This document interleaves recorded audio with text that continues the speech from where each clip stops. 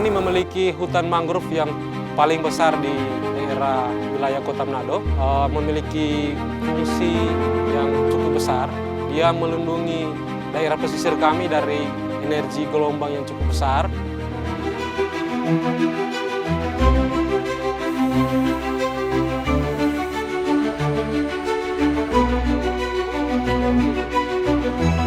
Pak Hendri, dia juga punya hati besar untuk lingkungan. Kerajinan-kerajinan tangan yang dikelola oleh Pak Hendri yang sudah cukup terkenal. Contohnya itu dari batok kelapa.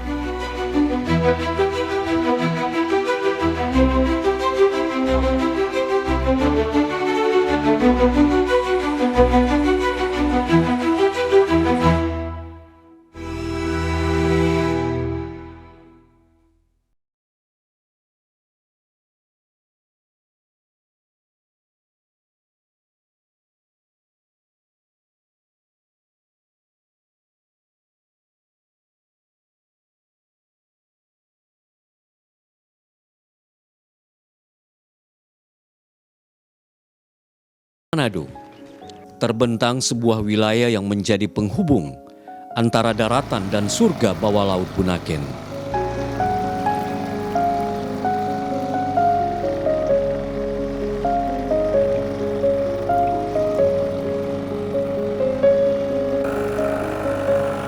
Tongkaina, kampung pesisir yang menyimpan keindahan alam, kehidupan masyarakat, dan harapan tentang masa depan lingkungan.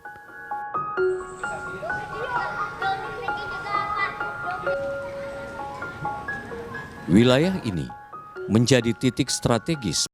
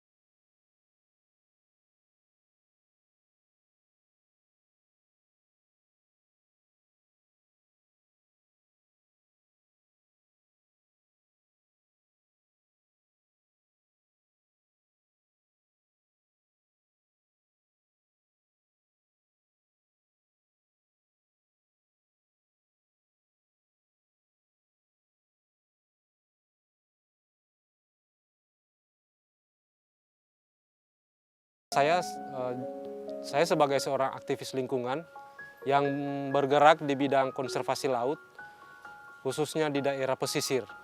Kita memiliki ekosistem penting di sekitar kami, yaitu ekosistem mangrove, ekosistem padang lamun, dan juga ekosistem terumbu karang. Jadi dari latar belakang ini, saya memiliki kepedulian dan kecintaan akan lingkungan.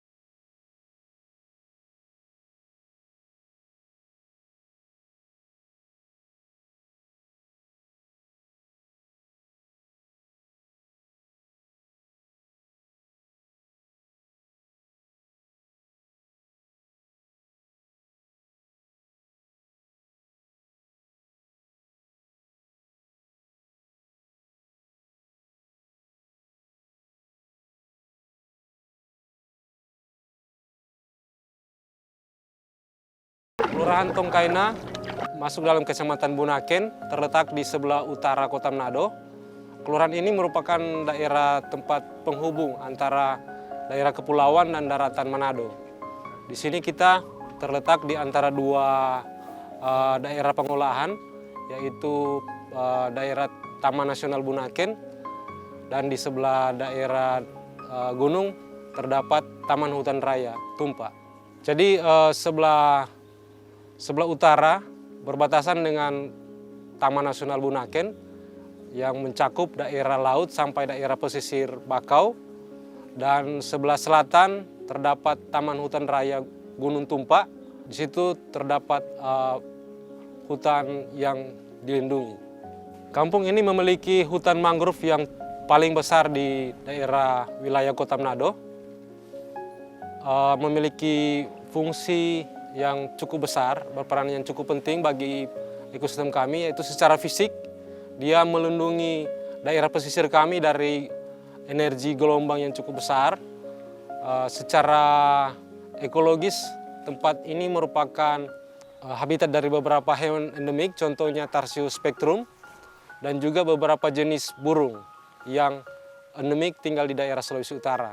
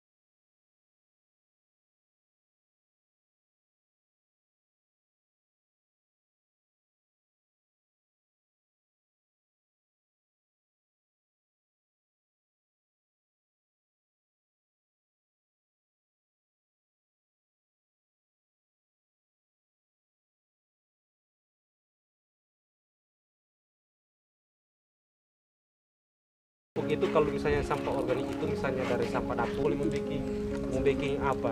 Api. Boleh membuat kerajinan.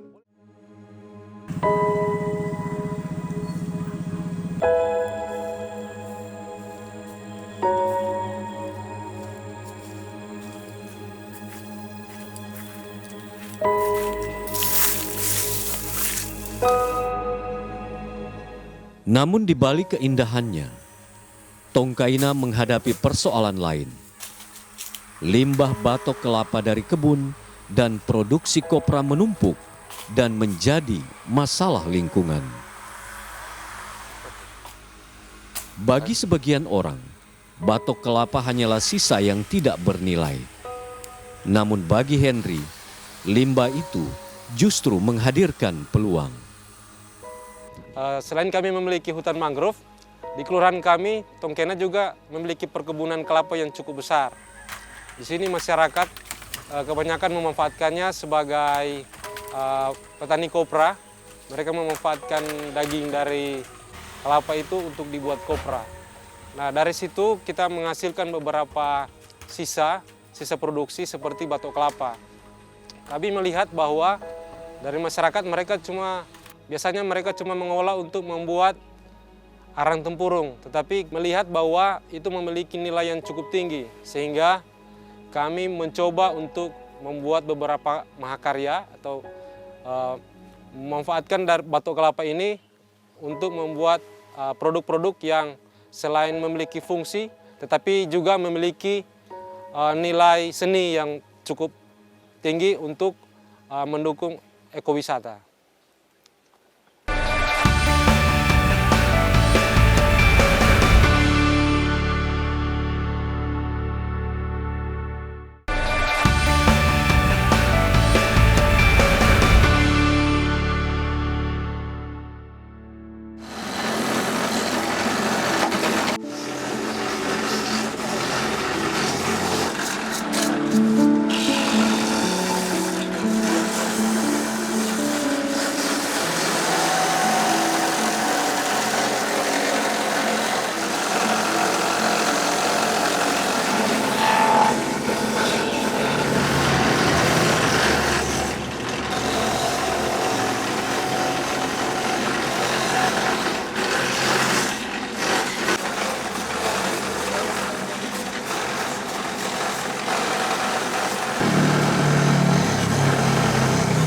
Jadi sejak tahun 2018 kami beberapa orang menginisiasi untuk membuat produk bahan ramah lingkungan. Setelah itu kami mencoba membuat karya. Dan pada tahun 2019 melalui Dinas Pariwisata Kota Manado, mereka membuat suatu keputusan untuk pembentukan kelompok sadar wisata. Di situ kami terbentuk kelompok sadar wisata kerajinan tangan Kelurahan Tongkaina. Kami mengembangkan produk-produk kami sehingga sampai saat ini kami bisa eksis.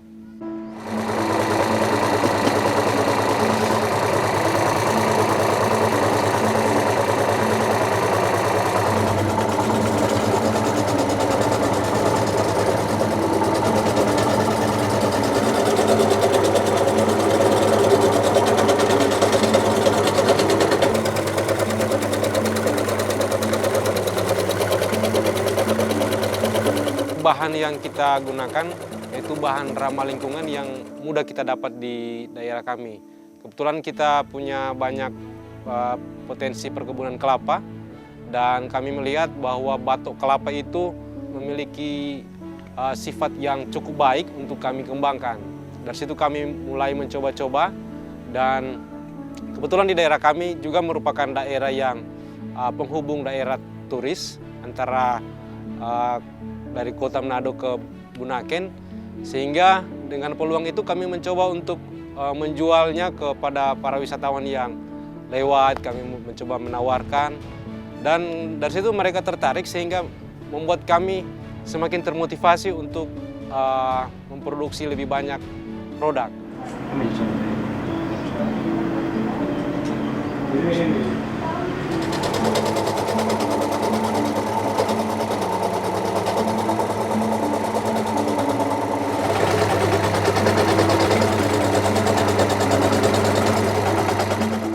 Itu sejak tahun 2019 dan tahun 2020. Jadi sejak saat itu kita agak stop untuk produksi handicraft untuk pasar wisatawan. Dan kami melanjut lagi setelah COVID, sekitar tahun 2022, kami mulai lagi memproduksi produk-produk handicraft. Dan kebetulan kami juga, sejak saat itu juga kami terus didampingi oleh beberapa instansi pemerintah maupun swasta.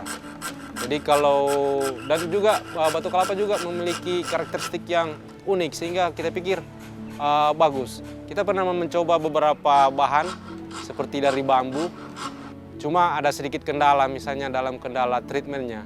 Bambu harus ada treatment tertentu supaya dia bisa awet. Sedangkan batu kelapa itu, walaupun tidak ada treatment, di dalam cangkang batu kelapa itu sudah ada sedikit minyak yang alami, jadi walaupun puluhan tahun dia tetap akan seperti itu. Yang penting dia disimpan di tempat yang baik, dia tidak akan rusak.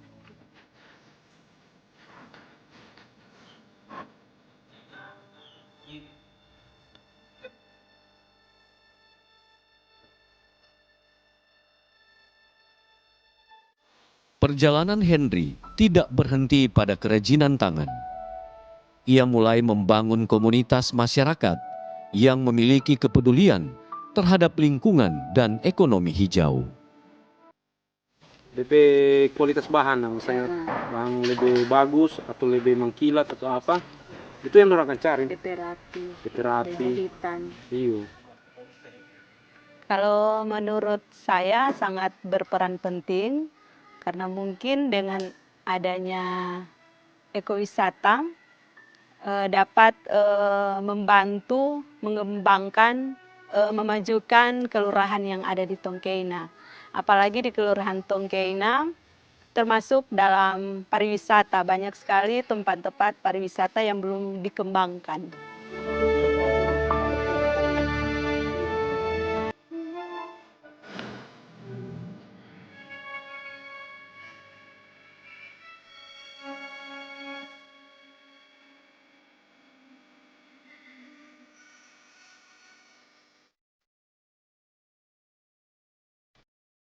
Kalau Pak Henry, saya kenal Pak Henry baik. Dia adalah sosok seorang yang selalu memberikan motivasi kepada masyarakat yang ada untuk memanfaatkan waktu untuk ekokraft yang ada. Karena banyak sekali kerajinan-kerajinan tangan yang dikelola oleh Pak Henry yang sudah cukup terkenal.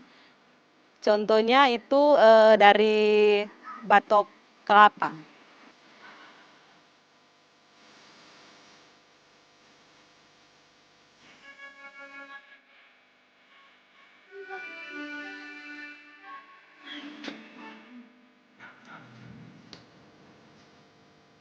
Jadi untuk ekowisata itu harus ada partisipatif masyarakat dong.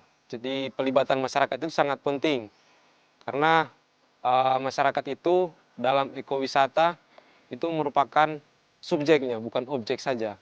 Kalau misalnya di wisata biasa kan masyarakat itu ya cuma sekedar objek saja. Tapi dalam hal ini mereka sebagai subjeknya. Jadi masyarakat diharapkan akan mendapat banyak benefit dari ekowisata itu.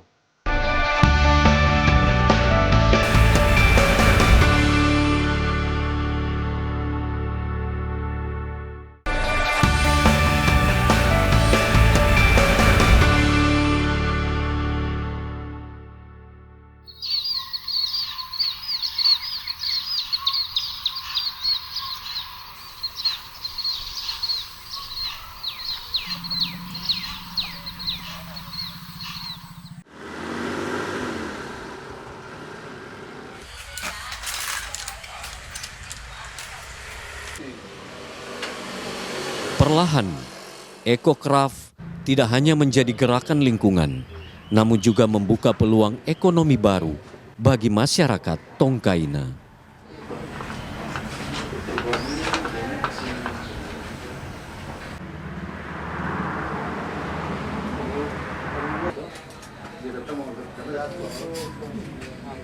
Wisatawan, khususnya wisatawan luar negeri, mereka tertarik dengan produk kami karena ada beberapa aspek. Mereka melihat itu dari sisi otentik. Jadi kami percaya bahwa setiap produk dari pengrajin itu mempunyai nilai otentiknya sendiri. Kami memproduksi produk kami dengan ciri khas tertentu. Jadi bisa dibandingkan dengan tempat-tempat lain, produk kami pasti berbeda dengan produk-produk lain. Itu tidak bisa ditemukan di tempat lain. Terus juga produk kami itu mengusung konsep ramah lingkungan. Karena sejak awal dari pengumpulan bahan baku sampai packagingnya itu kami menggunakan standar SOP hijau. Jadi di situ kami meminimalisir bahan-bahan kimia atau hal-hal yang dapat merusak lingkungan. Karena kami percaya hal itu akan meningkatkan value dari produk kami.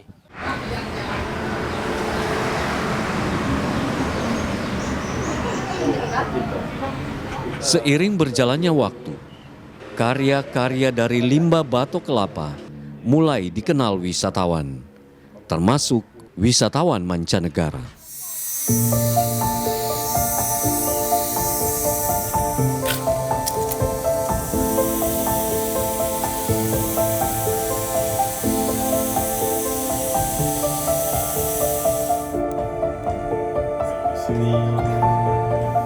So, waktu saya tiba di sini, Desa Tongkaina atau Kelurahan Tongkaina masih sangat kecil, sangat sederhana. Dan sewaktu itu saya pemimpin satu dive center. Saya mulai dengan edukasi dive guide baru waktu itu dan sudah mulai untuk mengajar mereka untuk melindungi environment, ya, lingkungan. Pak Henry dia juga punya hati besar untuk lingkungan dan sewaktu itu sewaktu saya bertemu dengan dia bikin proyek-proyek dengan anak sekolah di kampung sini. Semua proyek terkait dengan melindungi wisata. Lama-lama itu satu proses yang akan membesarkan.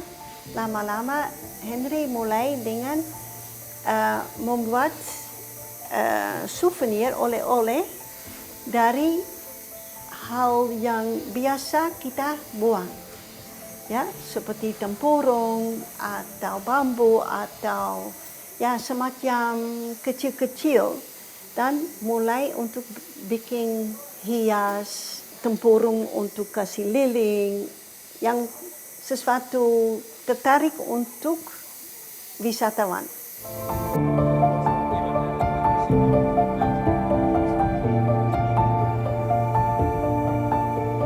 Perjalanan panjang yang dibangun dari kepedulian terhadap lingkungan akhirnya mendapat apresiasi.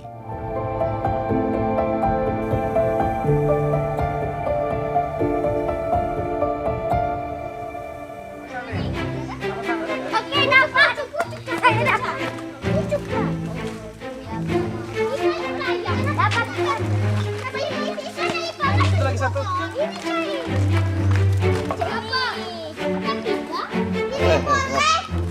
Dari pesisir Tongkaina,